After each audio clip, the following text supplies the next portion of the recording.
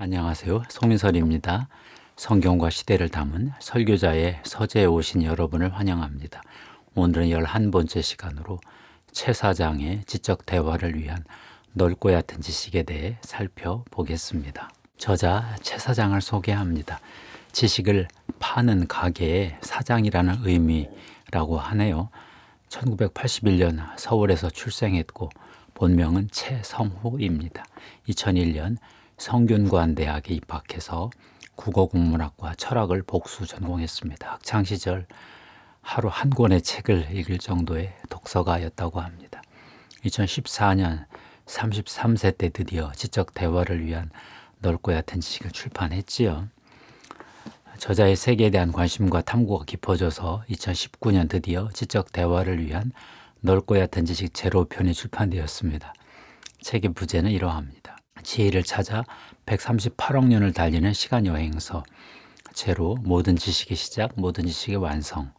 거대한 지식의 지도가 그려진다. 한 권에 담아낸 방대한 스케일의 지성사. 최 사장이 이 책을 쓴 동기는 이러합니다. 현대인은 마음이나 정신은 소홀히하고 눈앞의 물질 세계에 마음을 빼앗기고 산다. 나의 내면을 들여다볼 생각을 하지 못한다. 인생이 덧없고 허무하다고 느낀다. 타인의 말에 휘둘리며 산다. 21세기 기술 발전과 함께 등장한 대중매체와 소셜미디어는 말초적 욕망을 쏟아내며 우리에게 말한다. 질문을 멈추라, 생각을 멈추라. 다만 소비하는 노동자로서 역할에 충실하라. 우리는 다시 혼란에 빠졌다. 이런 상황에서 저자는 질문을 던졌습니다. 오늘 내 안의 혼란을 멈출 수 있을까? 현대인의 내면의 혼란을 극복할 길이 있을까?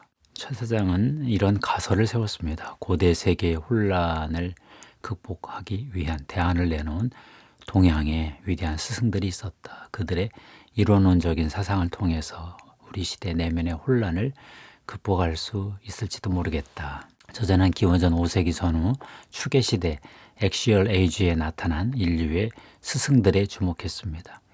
기원전 머나먼 과거를 살아가던 고대 인류도 오늘의 현대인과 크게 다르지 않았다. 그들도 우리만큼이나 세상이 불안하고 혼란스러웠다. 문명이 발생하고 도시가 건설됨에 따라 사람들은 자연의 질서에서 벗어나 사회라는 상징적 질서로 이주했다. 사람들 간의 물리적 거리는 가까워졌고 재화는 부족했으며 갈등과 대립은 심화되었다. 이런 혼돈 속에서 현명한 자, 인류의 위대한 스승들이 나타났다. 위대한 스승들은 서로 다른 시공간에서 태어났음에도 공통적으로 우리가 다시 내면의 목소리에 귀 기울여야 함을 알려주었다. 그들은 빛나는 질문을 던졌다. 나는 누구인가? 세계란 무엇인가? 이 둘은 어떤 관계를 맺고 있는가? 저자는 가설을 입증하기 위해서 세계의 구조화와 판단 중지라는 방법을 선택했는데요. 세계의 구조화. 고대 현재들은 자아가 무엇이고 세계가 무엇인지를 깊게 탐구했다. 세계를 경험하는 주체로서 자아와 그 자아가 경험하는 세계, 그것은 가장 근원적인 차이를 갖는 세계의 구조다. 저자는 에드문드 후설에게서 판단 중지 개념을 빌려왔습니다. 우리는 눈앞에 드러나는 세계를 객관적으로 있는 그대로 바라보지 못한다. 언제나 색안경을 끼고 산다.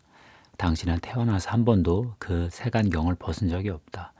우리는 저마다 선호하는 색안경의 브랜드가 있다. 후설은 판단 중지를 괄호치기로 비유했습니다. 세계에 대한 우리의 가정, 과학적 가정, 인습적 가정에 일단 괄호를 치고 판단을 중지해보자. 세계에 대한 우리의 믿음과 선입견을 일단 잠시 멈추어 보자.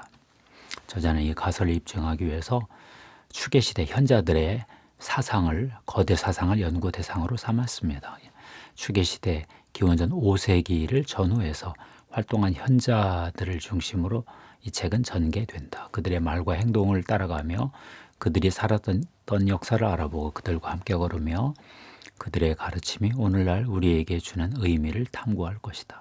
이 책의 등장인물은 위대한 스승들이고 중심 소재는 거대 사상이며 결론은 세계와 자아의 통합으로서의 이론론이다. 이 책은 7주제를 다룬다. 우주, 인류, 배다, 도가, 불교, 철학, 기독교다. 이 책의 목차는 이러합니다. 프롤로그 1장 우주 세계의 탄생, 2장 인류 인간과 문명, 3장 배다 우주와 자아, 4장 도가 도리와 덕성, 5장 불교 자아의 실체, 6장 철학 분열된 세계, 7장 기독교 교리와 신비 에필로그입니다.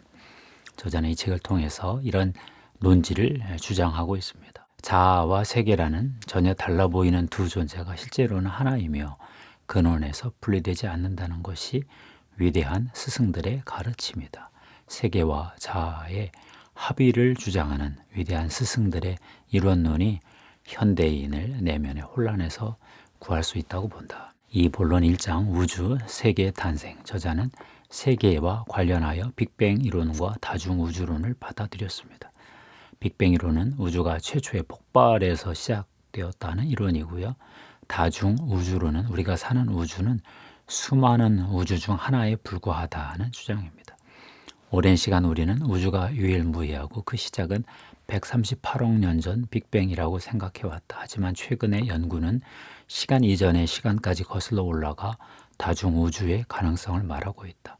우주는 시간적으로 생성과 소멸을 반복하고 공간적으로 중첩되어 있는 거대하고 무한한 다차원의 집합이다. 저자는 인간중심 원리도 받아들였는데요. 인간중심 원리는 우주의 여러 상수가 인간이 현재의 모습으로 존재하기 위해서 미세하게 조정되었다는 이론입니다. 왜 우리 우주가 다른 모습이 아니라 지금의 모습인지를 설명하기 위해 인간 중심 원리가 제시되었다. 인간 중심 원리는 다중 우주론과 결합하며 인간의 존재론적 의미를 다시 고민하게 했다. 어떤 우주가 우주로서 존재하려면 그 안에 의식이 있는 존재를 포함해야만 한다. 우리 우주는 우리가 이곳에서 눈 떴기에 비로소 존재론적 의미를 획득하게 된 것인지도 모른다. 그러나 서울대 물리천문학부 오정학 교수는 과학시대의 도전과 기독교의 응답에서 다중이론이 아직 정상 과학이론으로 받아들여지지 않았다. 그렇게 주장했습니다. 2장 인류, 인간과 문명. 저자는 우주 역사를 이렇게 개관했습니다.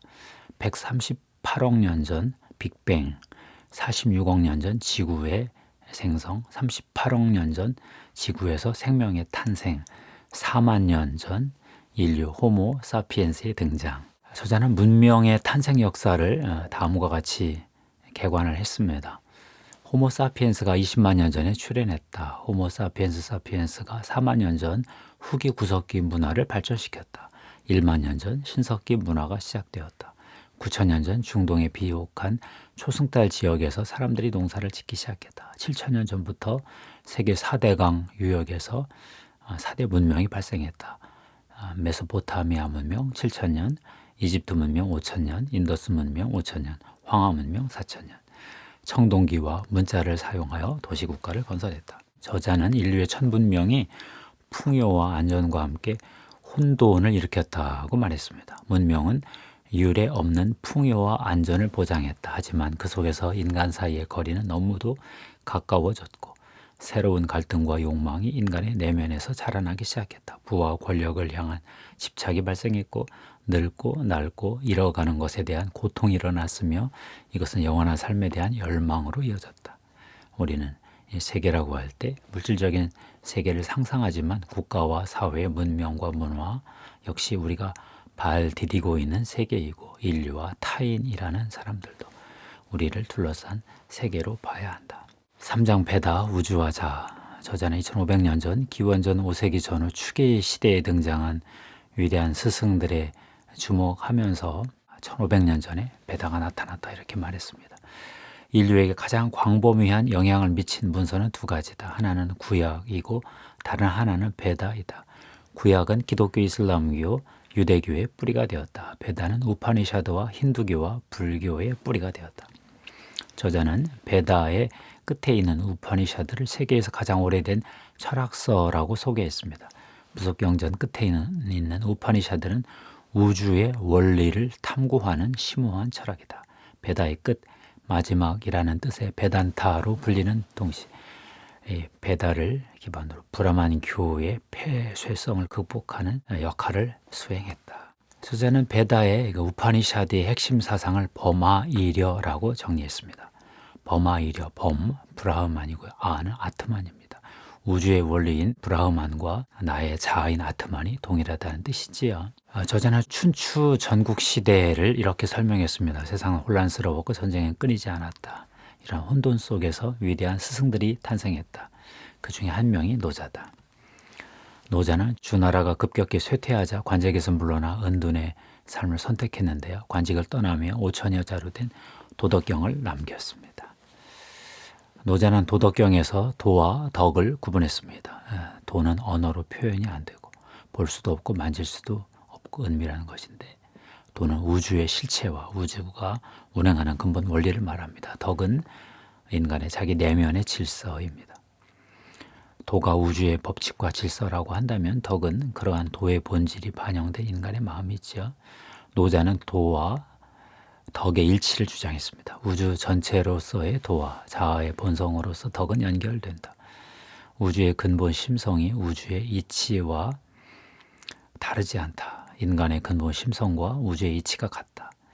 노자는 도 안에서의 덕, 덕 안에서의 도, 자아 안에서 우주의 질서를 찾고자 했다. 이를 위해서 노자는 인위를 거부하고 무위의 삶을 추구했다. 5장에서 저자는 불교의 창시자 고타마 시타르타를 다루었습니다. 29세에 출가해서 6년 수행하고 35세에 깨달음을 얻었습니다.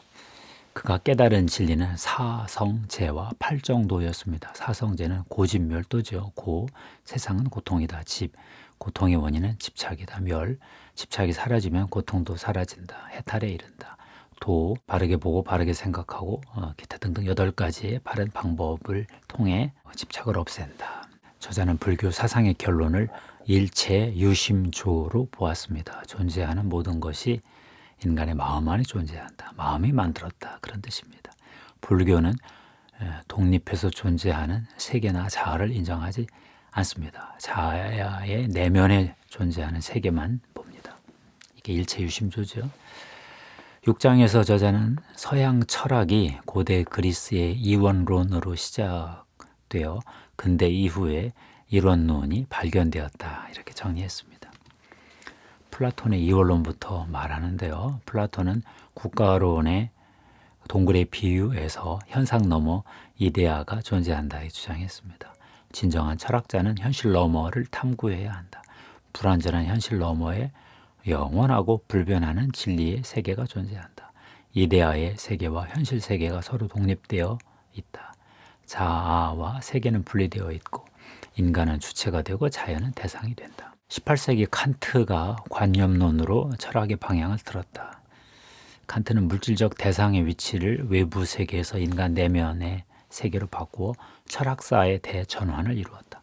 눈앞에 펼쳐져 있다고 보이는 외부 세계는 객관적으로 존재하는 물 자체가 아니라 현상의 이미지일 뿐이다.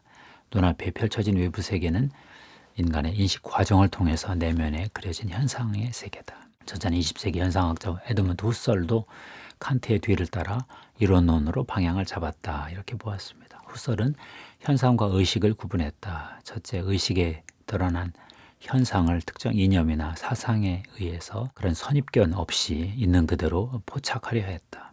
둘째, 현상을 드러나게 하는 근원으로서 순수 의식 일반을 포착했다. 나는 세상을 보지만 그 보는 자는 현상 세계에서 발견되지 않는다. 나의 인식 활동에 드러나지 않는다. 그러나 후설은 인간의 의식은 무엇인가를 의식하는 지향성이 있으므로 의식과 현상을 분리시키지 말아야 된다 했습니다. 지향성이라는 하나의 연관 속에서 통합적으로 다루어야 한다고 본 거지요. 후설도 칸트의 관념론을 따라 이론론으로 나아갔습니다. 보는 자와 보이는 세계가 나뉘지 않고 사실은 같은 근원의 다른 측면이라는 위대한 스승들의 사상이 드디어 근현대 서구 사상사에서도 나타난 것입니다.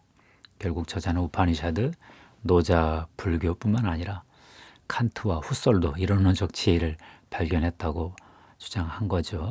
우파니샤드의 버마이려, 노자의 도와 덕의 일치, 불교의 일체유심조, 칸트의 관념론, 후설의 현상학이 모두 동일한 이론론의 지혜를 담고 있다 이렇게 보았습니다. 7장에서 저자는 기독교에서도 이론론의 가능성을 희미하게 보았다고 말했습니다. 기독교는 본래 이원론적 교리를 갖고 있는데 독일 신비주의에서 이론론의 가능성이 있었다 그렇게 말하네요. 플라톤 이후 서양 철학이 세계를 이데아와 현실로 나누고 세계와 자아를 분리해 온 것처럼 기독교는 세계를 천국과 지상으로 나누고 신과 인간을 양분해 왔다. 기독교는 고대 그리스 철학으로부터 재양분을 얻어 논리적 체계화를 이루었다. 아우구스티누스는 4세기 무렵 플라톤 철학을 기반으로 원시 신앙에 머물던 기독교를 체계화했고 13세기 이탈리아의 신학자 토마스 아퀴나스는 아리스토텔레스 철학을 수용함으로써 종교와 철학의 통합을 시도했다. 유럽의 역사에서 철학과 기독교는 대립하고 갈등하며 화해할 수 없는 길로 나아간 것처럼 보이지만 근원에서는 이원론의 세계관을 공유하며 상호 보완적인 관계를 맺었다. 저자는 독일 기독교 신비주의에서 예외적으로 이론론의 가능성을 보았다 이렇게 말하는데요. 에카르트는 수도사로서 신비 체험에 대해서 설교를 했습니다. 마음 안에 신이 내재해 있다. 인간 내면의 심연에서 광활한 세계를 보았다. 인간의 영혼과 신의 궁극적 합의를 직접 경험했다. 신과 자아는 일체성이 있다. 내면 안에 영혼의 불꽃이 있다. 이 빛은 신 자체의 힘이다. 신이 인간 안에서 작용하는 그 무엇이다. 좀 범신론 냄새가 좀 많이 나긴 하죠. 저자는 결국 인도의 베다, 중국의 도가, 불교, 관념론 철학, 기독교 신비주의가 다 자아와 세계의 합일을 주장했다고 보았습니다. 저자는 심지어 현대 물리학의 양자 물리학의 양자 얽힘 주장을 통해서 여기도 자아와 세계의 합이 하나됨에 동의하고 있다 이런 부연 설명도 하던데요. 결론입니다. 이 책은 이런 질문을 던졌죠. 오늘 내 안에 혼란을 멈출 수 있을까? 현대인의 내면의 혼란을 극복할 길이 있을까? 물질 문명 속에서 무너지는 현대인들에게 길이 있을까? 그런 질문인데요. 이에 대해서 최 사장은 분명하게 자기 주장을 했습니다. 자아와 세계라는 전혀 달라 보이는 두 존재가 실제로는 하나이며 근원에서 분리되지 않는다는 이 내용이 위대한 스승들의 가르침이다. 세계와 자아의 합의를 주장하는 위대한 스승들의 이론론이 현대인을 물질 문명 속의 혼란 속에서도 구할 수 있다고 본다. 최 사장의 지대 높야 제로편을 읽고 저는 이런 생각을 해보았습니다. 저자가 40세 이전에 이런 방대한 스케일의 지성사를 썼다는데 좀 놀랐고요. 또 글이 너무 쉬워서 또 놀랐습니다. 두 번째, 추계 시대에 인류를 도와준 자아와 세계의 합일이라는 이론론적 영성이 물질 문명에 찌든 포스트 모던 현대인들에게도 도움이 된다는 그 주장에 어느 정도는 동의를 했습니다. 나중에 양자역학, 양자얽힘 이론까지 동원해서 관념론에 기반한 이론론 영성의 장점을 설명하는데 참 과학적 지식도 깊구나 하는 걸 보았고요. 상식적인 실제론을 넘어 관념론의 유익을 조금 저도 생각해 보았습니다. 그러나 저는 기독교를 이원론으로 본 것에는 동의할 수가 없었습니다. 자아도 세계도 다 하나님의 피조물이라는 것이 성경의 통찰이지요. 저자는 잘해보았자 범신론자죠. 세계가 신이고 신은 세계 속에 있다 그런 건데. 그래도 저는 이론론 영성의 도전이 의미가 있다고는 보았습니다. 앞으로 묵상, 관상 등 기독교 신비신학의 영성을 더 발전시켜야 하겠다는 생각도 해봤고요.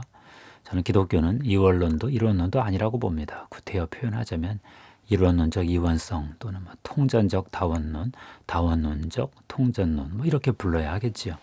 하나님 안에서 모든 피조물, 자아와 세계가 연결되어 있기 때문이겠지요. 그래도 오랜만에 묵직한 지적 도전을 받고 성경적 사고와 비교하며 독서하는 유의를 누렸습니다. 물론 오래 걸렸습니다. 감사합니다. 하나님께 영광 돌립니다.